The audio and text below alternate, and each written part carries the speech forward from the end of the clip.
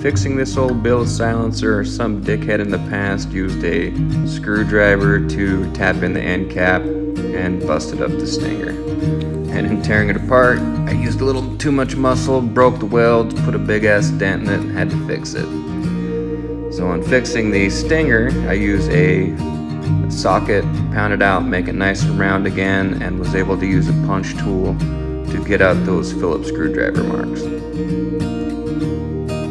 Alright guys, a little redneck ingenuity here at the Throwback Shop. One of my silencer tools that I use, you guys are going to laugh at me, but it's an old 47 mil Showa fork. So these old PC and Bill's silencers, the round ones, it's the perfect size because they're tapered up there and you can start banging out the dents, and once you get it down to the thickest part,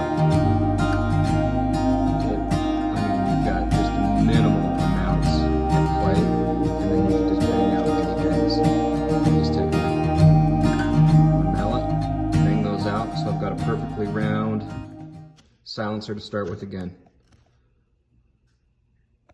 Wow.